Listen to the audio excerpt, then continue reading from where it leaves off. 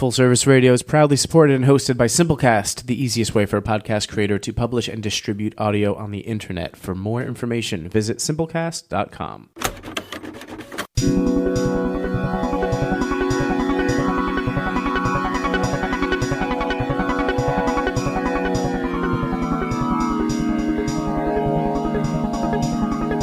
You're tuned into Full Service Radio. Full Service Radio. Full Service. Full Service. Full Service. Full Service Radio. Peace, everyone, and welcome to the Edible Activist Podcast. I'm your host, Melissa L. Jones, broadcasting live from the lobby of the Line, D.C. This podcast is where dynamic people of color in the food and agriculture space share their personal food journeys, passions, and perspectives that stem from the land, all exemplifying the spirit of activism in their own edible way. Let's get started.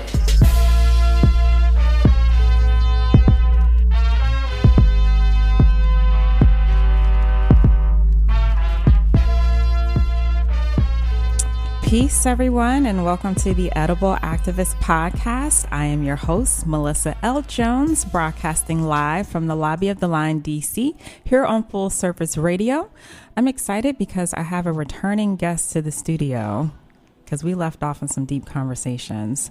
And for those who might remember him, Geoff Edwards is in the building again, guys. And just to give you a little background on who Geoff is, he's actually born and raised in Milwaukee, Wisconsin, which I laughed about just a bit. Respect the state, but you know, I wasn't expecting that. Geoff is a licensed acupuncturist, herbalist, and arts educator with his practice here in DC called New Healing. And he is deeply committed to his ancestry work, reclaiming and remediating and reimagining our ancestral traditions. Geoff lives according to the grow your medicine, know your medicine way of life, and is deeply passionate about creating community around this pillar. Grow your medicine, know your medicine. I took that and ran with it. It's real. It's real. It's real. I mean, literally from just this morning, that's what was going on. I had to get some, this is time. So buckwheat, vetch, going out, getting my, little experimental plots together. So yeah, down the line. You stay experimenting. I'll be seeing you on Instagram. Welcome back, Geoff. Thank you for having me. I'm so excited. Yeah. So last time I had Geoff months back. This was during the first season. I want to say it was like November, October, November. Yeah, something like that. Yeah. And we had a really great conversation about all the things that you do in terms of your healing work with your practice, being an acupuncturist, how you fuse the music and arts, food and, herbal remedies to heal people. And you truly believe in this rights of wellness, which is actually a program that you have. That's it. Within your practice, because everyone has a right to wellness. It's right. So it's interesting because just the idea how you look at rights, like in terms of the rights to it, and then the rights, like in terms of like initiation, the rights you go through to, attain this idea of wellness, or what we want to be well and want to be balanced. So, but it's things we all got to go through to get to that point, Absolutely. So, and you all have to listen to the episode that we did months back, and he walked us through a rights of wellness experience with a patient of his who had cerebral palsy.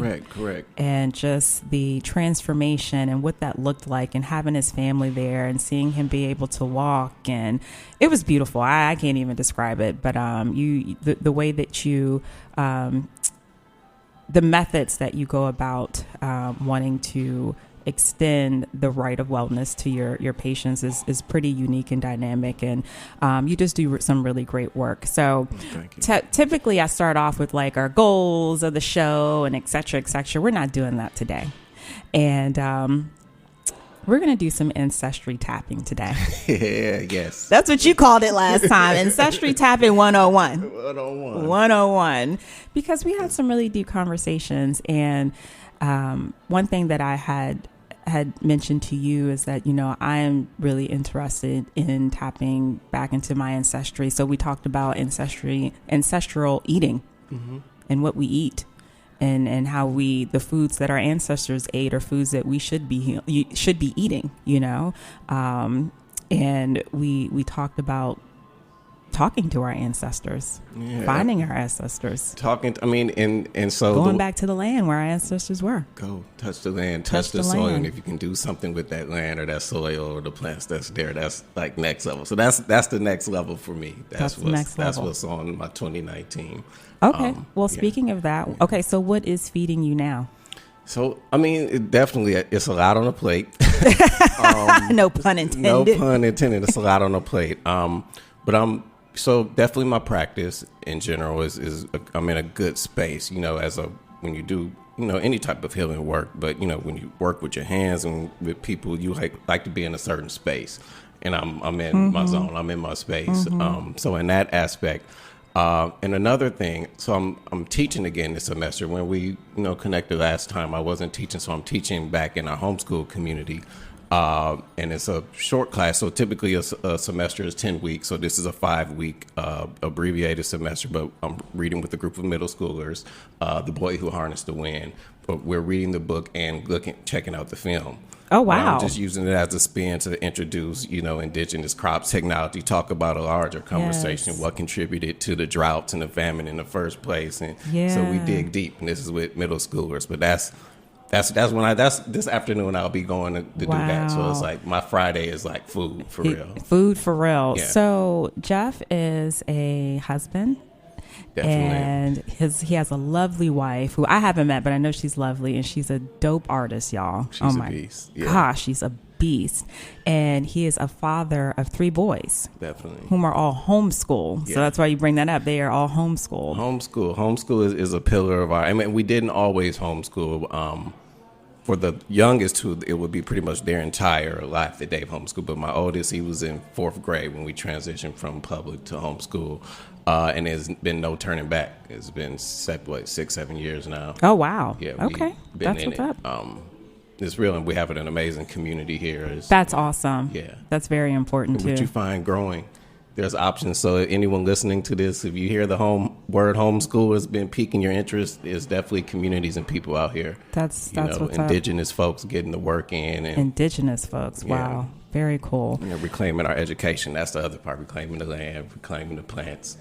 And our education. Yeah. So you recently have gone on some really great travels. Right. Costa Rica, Jamaica, and these just weren't travels to parlay in the sun and get a tan. You probably don't need a tan, right? For those of us born in the melanin accelerator track. So no sipping on the pina coladas, none of that. But you were in the land. You were in the jungle. You were surrounded by plants. You were surrounded by herbs. You were surrounded around medicine. Yeah. Talk to us a bit about those experiences, because a lot of what your work is surrounded around this ancestral healing, right, and going back to the land. Whenever I say that, I think of Lauren Vanderpool, who is an amazing, renowned vegan chef, raw vegan chef. She's like, take me back to the jungle, baby. That's her thing. Take me back to the jungle. But you were around healers. You were deep into wherever you were. It was so that, in Costa Rica was the most recently.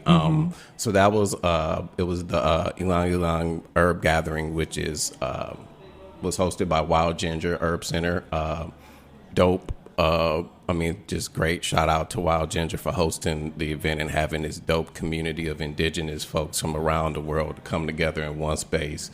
Hosted. This is on their land, right, the property, and it's, beachfront, but right next to the bush and just immersed in plants. It's like when I think of like my parents or my grandparents, like when they used to like church and revival, this was like plant revival. It was like, wow, plant revival. Like you on live for right, church revival, plant revival. Plant revival. It's basically, because we were there, but we had really one quote unquote free day. This was, it was over a week. For me, other people were there longer. It was like from morning to the evening, like we doing workshops, we getting in, we digging into plants, ancestors, we doing the whole 9. It was an amazing experience. And Jamaica, that's just through close family, friends of family, and that's land that I've connected with just from years past and going there. But being able to connect to like some permaculture related projects and to getting it in. I've worked in going around, done plant walks and learned some things with different folks.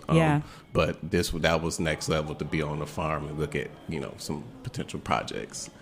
He said potential projects. So he gave you this eye like it's coming. It's coming. Things, big things. Yeah. So what did some of that ancestral work look like when you were in Costa Rica? It was throughout the week, on a more basic level. It's just, so kind of describing. So we're on the Caribbean coast. So this is the eastern coast of Costa Rica.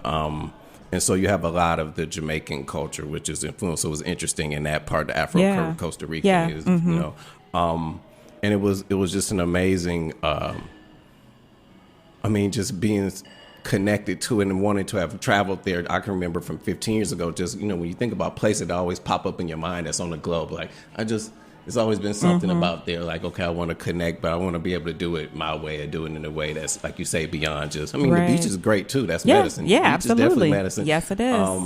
The water was a little rough while we were there then, but it's still medicine nonetheless. But being able to be in a space around people who've been through generations and generations tending and working on this land and their knowledge of it. Yeah. And, it's just, can't even explain to be able in that space and be able for them to share and open it up, because, people don't have to share that information. No, they don't. Especially when it comes to family medicine and family. And it's sacred. It's sacred. So very honored to be able to go and do that. Yeah.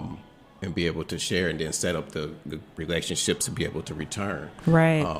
And do more. Absolutely. Because that's what it comes down. Not just, we're gonna keep building on this. So how with New Healing Arts and, the growing that you do, because this is the herbalist over here, guys. Like he herbs on herbs on herbs on herbs. And the travel and reclaiming the land, and just even with the homeschool. It's, how do you feel that your work has deepened since the last time you and I spoke? So around the conversation around specific plants. So I've gone through in terms of, cataloging what I'm growing, but then also cataloging and speaking with my parents growing and what were the actual trees or plants that they were growing. So getting more into the details. And then, so that was like, part 1, part 2, which is where I'm at now, is like a lot of those plants have either been procured and I'm adding them to the garden, or it's like trees that I'm getting ready to plant and grow. Like it's, I want to know it. Okay. Then apply it. Apply it. So a lot of those trees, from the fruit trees, or I already had a mulberry, but like in terms of the peaches, apples, a lot of those things that my parents were. Yeah. Like, we got those now. The magnolia trees and a lot of things that, we have native, local species of those as well, but particular, varieties that they grew. Yeah.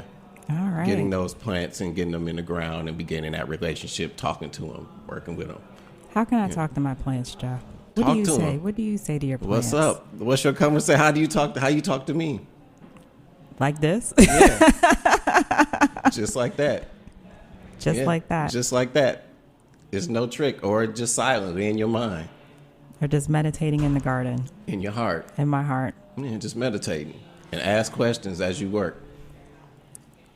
Yeah. There's so much societal trauma out here, so much environmental trauma out here, so much generational trauma out here.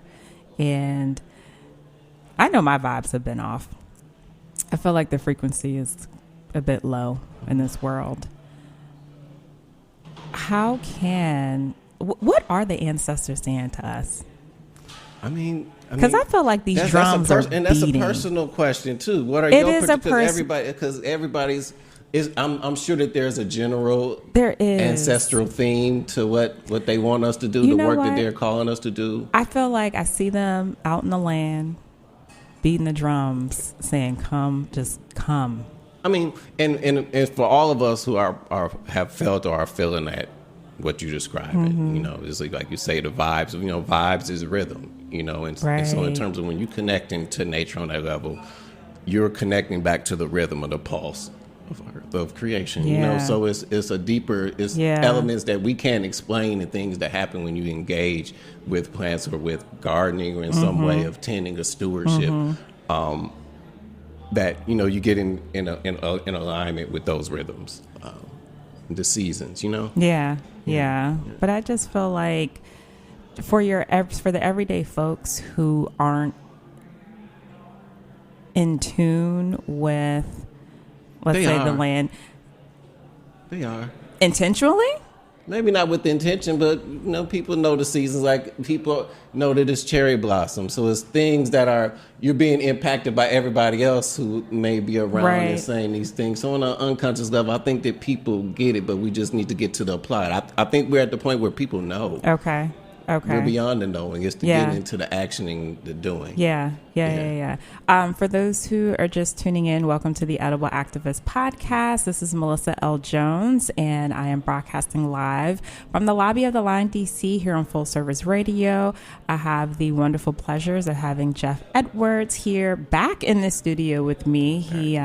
We sat down and had a conversation back in November, October, one of those in 2018. Geoff is a licensed acupuncturist. He is an herbalist. He is an artist. He's into music, and he uses pretty much all those passions as a way to heal people within his own practice called New Healing. Is it New Healing Arts or just New Healing? New Healing and New Healing Arts. So New Healing is straight to it. Straight to it. He's from Milwaukee, born and raised. He went to Jackson State, Mississippi. Represent JSU, my Tigers. Birth state. Jackson Fair. Don't get me to singing the alma mater. And I wanted to invite him back because we talked the first time we had conversations. We talked just a bit about him and just learning his background. But, you know, we touched on some heavy spots about ancestral healing and ancestral eating, which was something that was new to me, maybe just about a year ago, because I remember talking to Trina Cobbler, who is also an herbalist, and she's a doula, and she said, yo, like, if we're not eating what our ancestors ate, or that if it's not that same, I don't remember how she broke it down, but we can, you know, our healing, like, our bodies are always going to be off. You know, and I'm gonna hit you with this because I was watching, and I'm a huge fan of Dr. Sebi. Let me just say that. And shout out Dr. Sebi. Shout out to Dr. Sebi. And I saw like a mini video of him saying that there's only one disease. He said there's only one disease, and that's the mucous membrane. Mucus, and he said mucus inflammation. So what's interesting, I mean, that concept, you find that in terms of, I mean, on multiple levels. And he said it's been compromised because we walked away, like we've been separated from what we knew. And I think, I mean, I didn't study directly under Dr. Sebi under no means, but I'm very familiar. And I think that in those ideas is pointing at something larger. So in terms of the inflammation and phlegm that we take just from stepping away from, like you say, from the natural way. So, you know, it's on multiple levels, like this mucus of the mind is dampness, you know. Right. Turbidity that we can't cut through because it's just so much junk and distractions, you know, and just keeping us from making that connection. Exactly. Know? So it's not even just like food, it's just other things that are feeding our mind, body, and spirit. Right. So how do we get, and I don't know if there's an answer to this, but there are everyday folks who aren't at that level and who just aren't aware, who aren't conscious on that level. What is that? How can we guide them that way? You know, like, what is that guide? You know, I always say food is everything.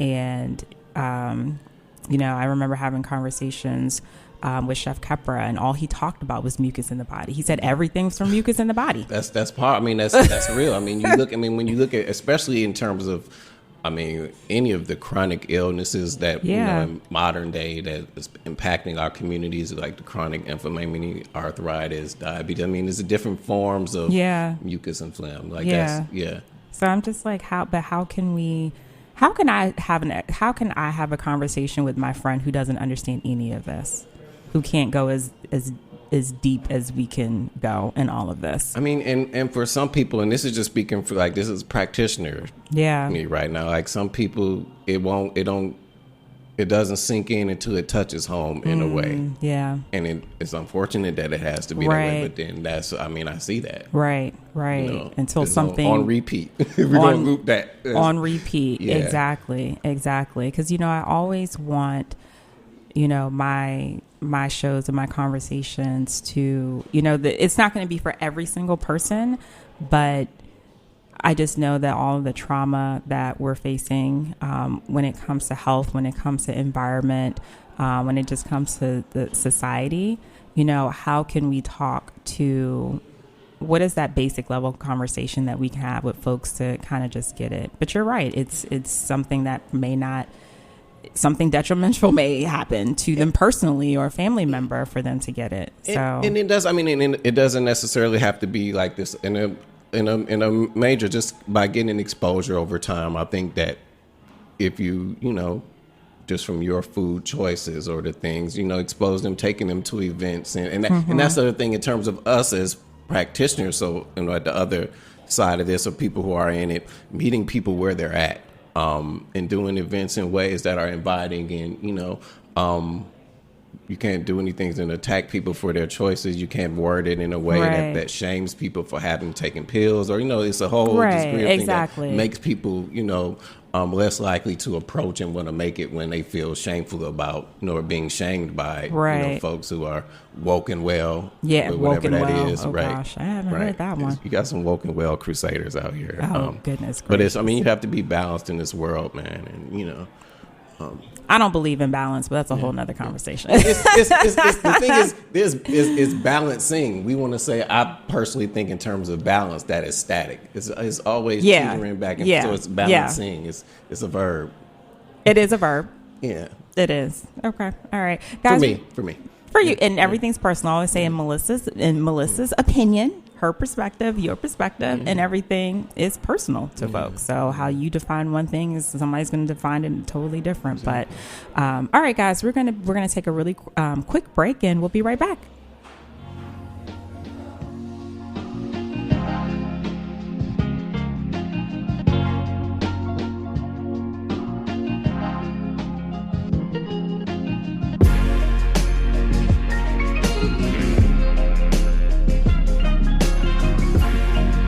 You're listening to Perfect Day, produced by Artists Authentic. For more of Authentic's work, visit allornothingstudios.com.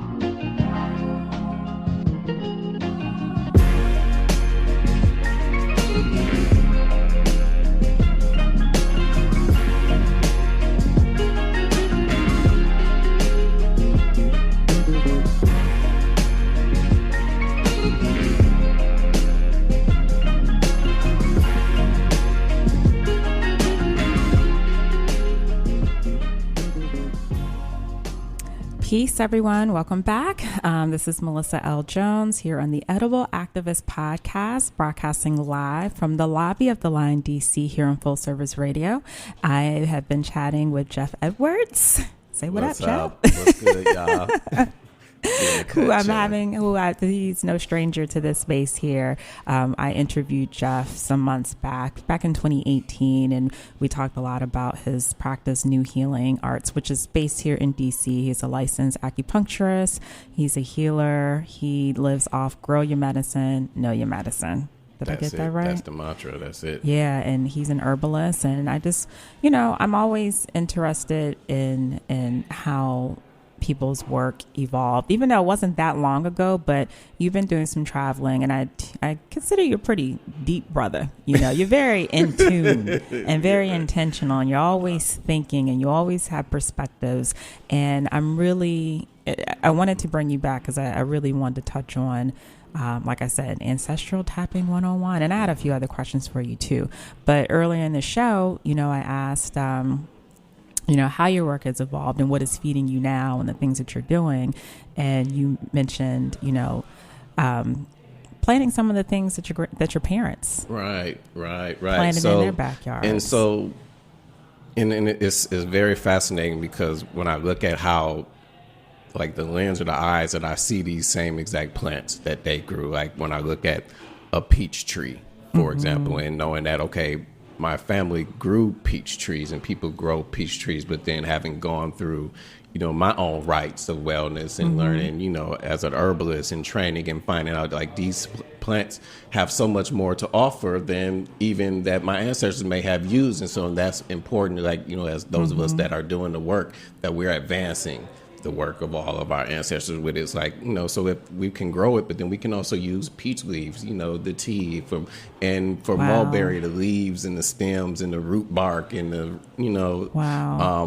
even with black eyed peas, like we eat the peas, but we don't think about the leaves and other parts of plants that are edible that can be used as forageable greens. Like it's a lot of plants that have so much more use than may possibly. In some cases they were being used, but in a lot of cases, from my knowledge, they weren't. And so we're able to advance, that and, work with these same plants with new eyes. Can I plant a pecan tree? You laugh. We talking about. You can get one down south, not around I here. know the saying. Yeah, I'm trying to connect back. You go back where your people from. I gotta go back. Exactly. Well, my mom is she's a pecan addict, and my grandmother, she loves pecans, and they have access to a pecan tree in Mississippi. Yeah. And a lot of times my grandmother will go and get the pecans and she'll send them up here, or she'll have them waiting for my mother down there. And I think that's really important because we, it's no secret that we have kind of, navigated away from what some of us, not all of us, we have navigated away from, those, not even just traditions, but like the way of living, the way of eating, the way of our traditions, the way of our healing, the way of our principles. And actually, even though it seems like something that's really like simple, but I didn't think about to ask Big Mom, like, what did you grow coming up? I never asked her that question. Which my next thing is that the last time that you and I spoke, I told you, I said, I want to connect back to my ancestors. Yes, do it. I want to go to Mississippi, and I want to go to Alabama, and I want to step on that same land that they were on. If they're buried over there, that's where I want to go. And so that part, if they're and so being connected, for me, for many of us, us descendants of indigenous folks who come from all over the globe, like we, are the descendants of this indigenous, this indigenous legacy, and where those bones are is very important. So as far as you can trace back, for me, what I've identified, as far as I can trace where the bones of, and being able to go to the place where the bones, as far as my genealogical line can track, and being able to pay respect to that, like that's, and knowing the land and seeing, like that's another part that's important, Wow. You're going to have to help me prepare for this. I just feel like we're gonna prepare it's gonna be a kit. A kit. I know. I need a kit. I need send me away with a packet or something. Ancestral kit. An ancestral kit. Exactly. Yeah. Can you please send me with a packet or something? I got you. Yeah. You know, and I want to. Speaking of just personal experiences, and I just kind of feel like we will continue to experience the same generational trauma year after year, after decade, after decade, after century, if we don't go back to where we came from. I agree. It's going to be, but insert, the notion of, or what we call Afrofuturism, and that's important for all of us who are working to be also visioning how that may change, because it's going to look differently. Yeah. But then there's certain elements that we need to make, like, it's going to look differently because the world has changed. It's a different. Yeah. I think, like, unless there was, the cinematic or Hollywood version of everything gets destroyed and converted. Like, it's going to be, we got technology in the new world in its ways, like you say, so engaging with it with new eyes, but we need to hold on to those pieces. We can't just let go of the land and not be responsible for where our food is coming from, or taking food from anywhere other than us. Exactly. Exactly. What are some of the herbs that you are growing now? Aren't you growing like 50 different types? Or this was about a month or so. This was actually before that trip. I did an inventory. I was at 53, 54 different herbs. Yeah. Wow. That over, the years, that as the garden continues to grow, that are, in this space. And I try to adopt a very wild forest model. But then, like you say, the thing of thinking forward, like, growing may require soil as mediums in some cases for people to survive. So I got, some aquaponic setups, going experimenting. So I want to do it the forest way, but then there's some experimental things going on as well that involve, like, how do we grow if something happens where the soil is, we can't grow with soil. Right. Because of environmental pollutants or, anything. So we need to think in multiple ways and experiment. And so if you're growing and gardening, I, definitely suggest, encourage you to experiment with different models and ways of being comfortable of, being able to grow absolutely food and herbs. Absolutely. And now when it comes to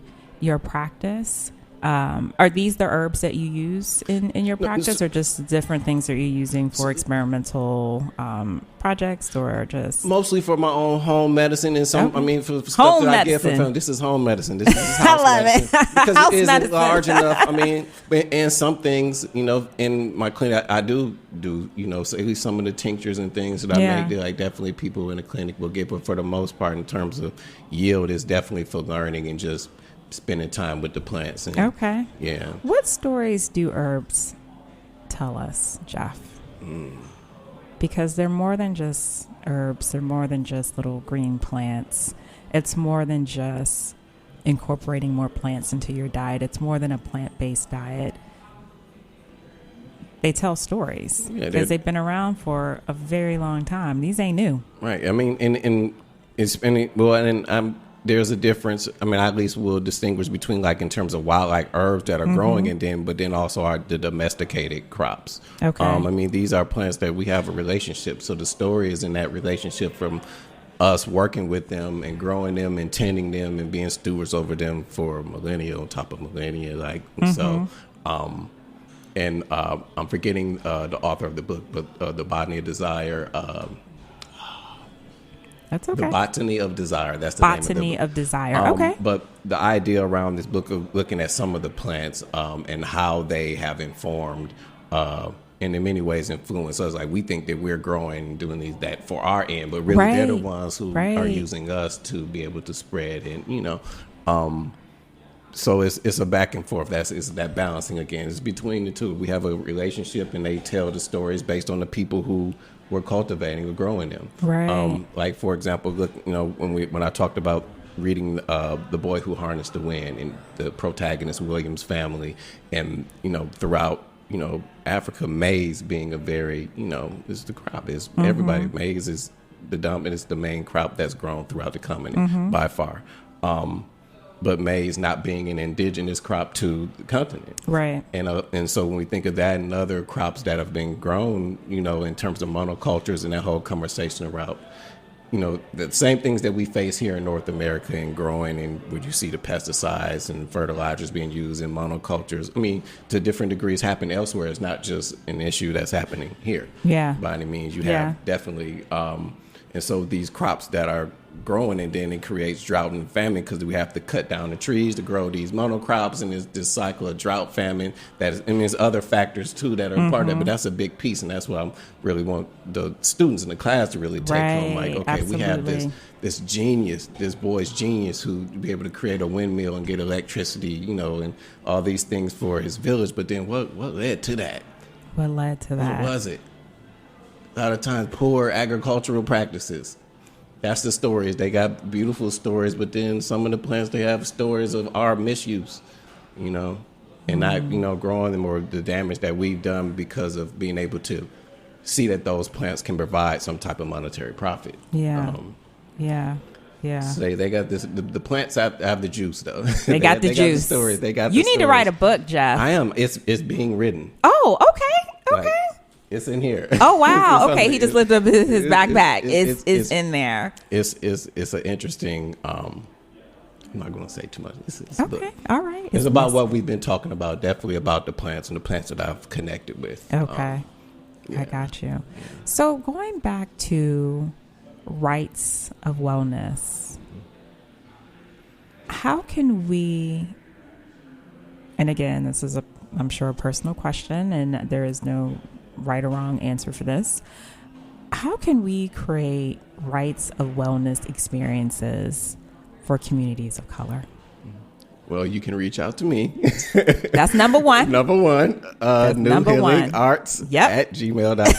I love it. I love it. You can definitely talk to me. But what that means, though, is being able to identify a community of people who, because facilitating any type of rights is about community. It's not it's not an individual thing. So being able to identify the community who is going to hold you accountable for the goals, or what that threshold that you're looking to cross.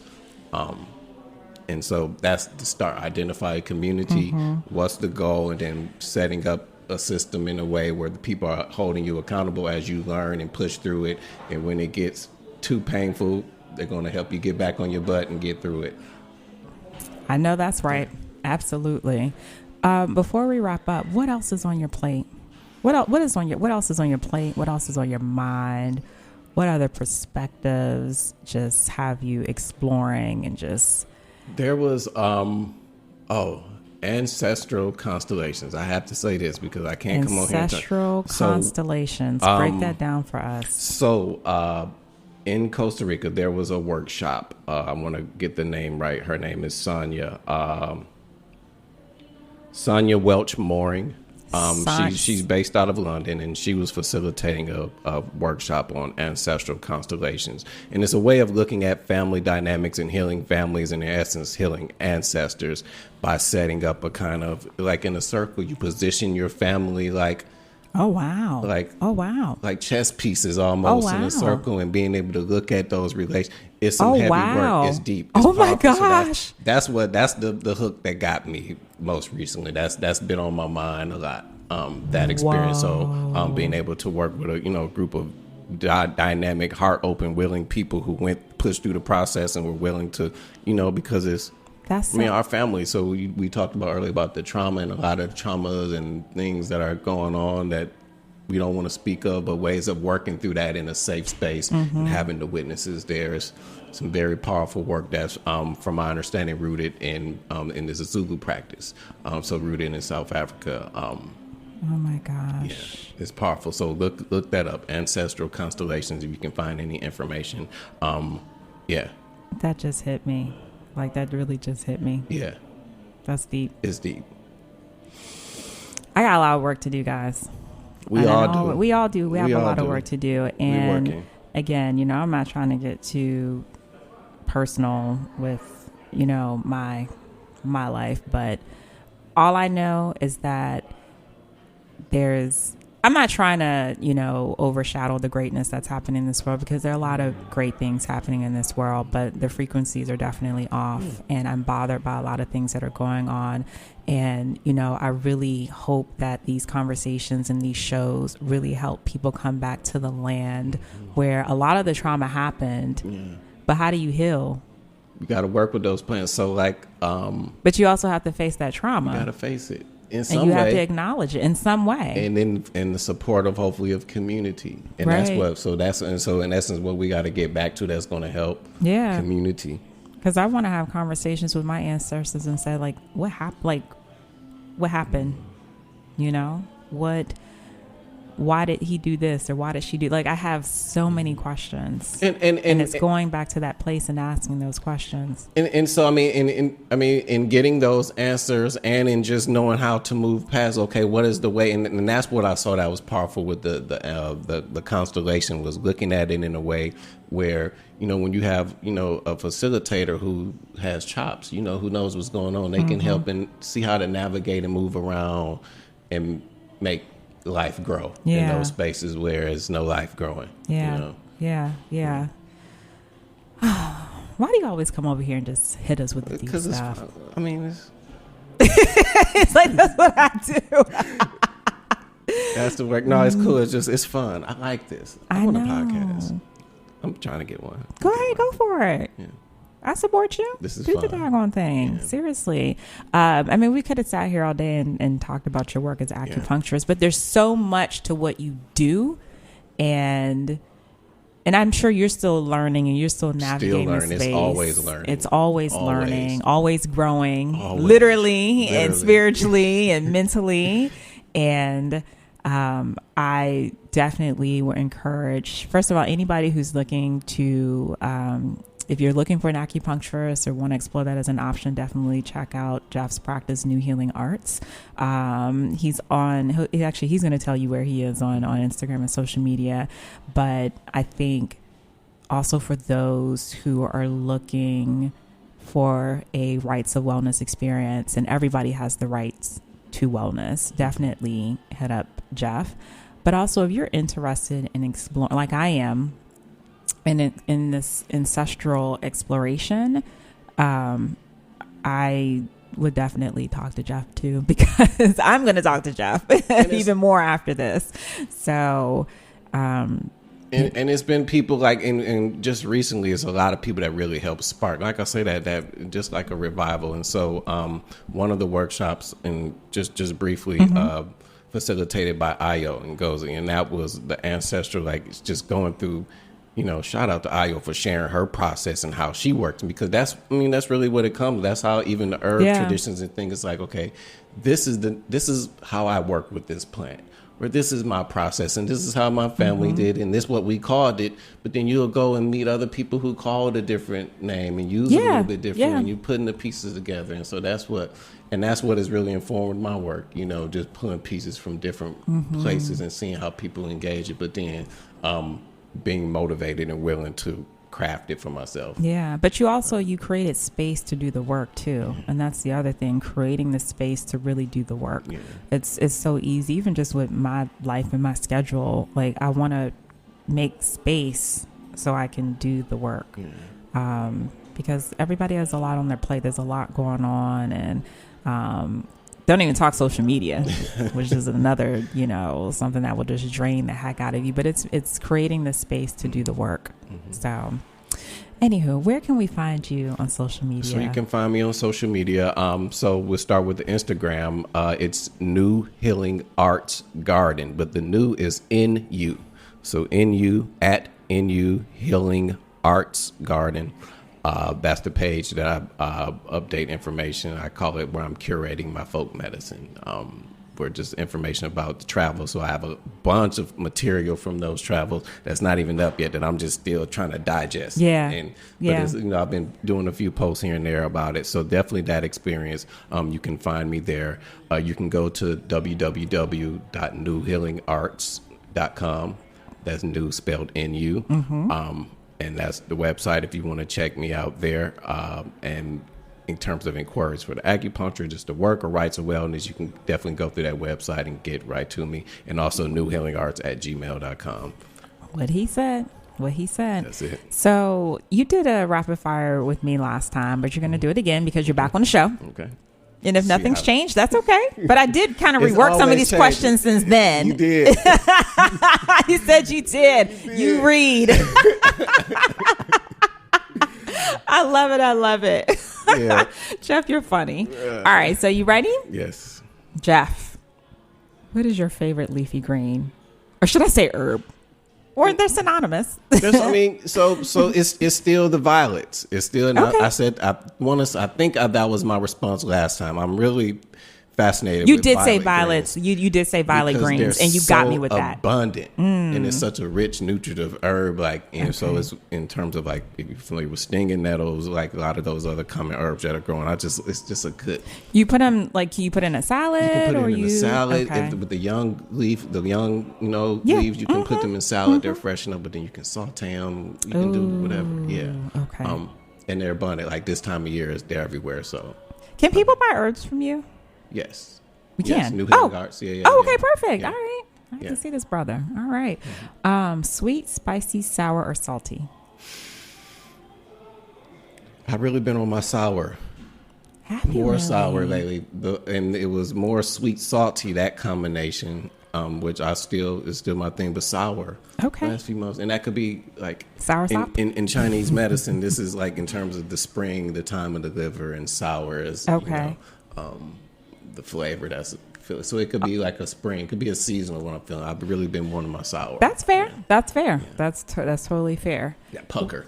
Something that makes pucker. Mm-hmm. What is your favorite fruit? Favorite fruit, still mango. Still mango. Can't go wrong with mango. I've been eating a lot of dried mango. No added sugar, just dried mango. It makes a lovely snack. I love it. But I love mangoes in general. I have family in St. Pete. Persimmons too. Yeah, when you can get them. when they're out, you better get them. I came across they don't be out long. I came across a batch. This was a few months ago, man. Oh my goodness, it was the most divine. Was that post of the juicy? It's all in my beard. It's running down my hand. I'm just don't know what to do myself right now. It was for real. And you held that thing with conviction. It was like, hey, the fruit will make you do it. Yes, it will. Yes, it will. Okay, what's cooking in your pot these days? Literally, lots of mushrooms. Lots of mushrooms, lots of maitake and oyster mushrooms. Definitely that's in my daily. Some form of whatever greens are growing outside. I do kale a lot.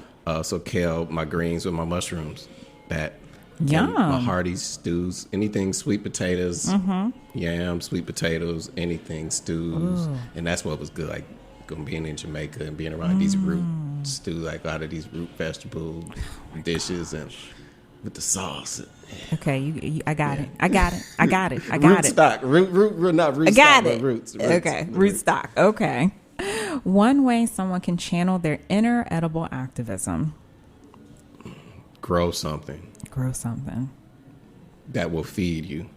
Specifically. Feed you. Yeah, not just grow something. Grow something that will feed you. Tweet.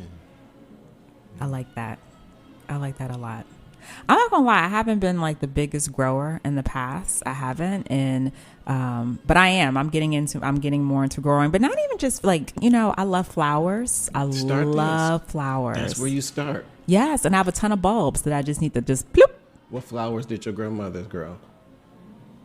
I'll have an answer for you. I can have an answer for you today because I can call. I talk to my grandparents just about every other day. That's how you start, right? But you know what's so funny? Because she called me the other day. She was like, "Hey, girl." She said, "I got a couple things growing in the backyard," and her little southern twang. She's so cute. I love her. She'll grow anything she'll think grow. There it is. Find out. I'll find out. That's where I start. Find out by what they.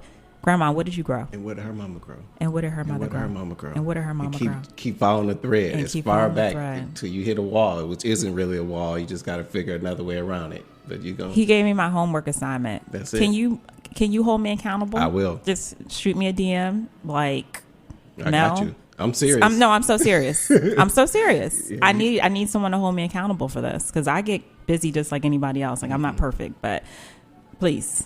That's my homework assignment. All right, Geoff. I appreciate you coming back into the studio. Definitely. Like you're Thank you good for having people's, great energy, great vibes. We need to have your wife in next time. How about that? Yeah. All right. Thanks everyone for tuning in. We're here live on Full Service Radio every Wednesday at 11 a.m. You can access each episode after it airs on iTunes and Spotify. You can also catch today's show on fullserviceradio.org, which is also home to some really cool podcasters. So check them out. Follow me at Food Talks DC on Instagram, Facebook, and Twitter. Are you an edible activist? I'm sure you are. Come join me on the show. I would love to feature you. Just shoot me a DM on Instagram. Thanks and have a wonderful day. Peace.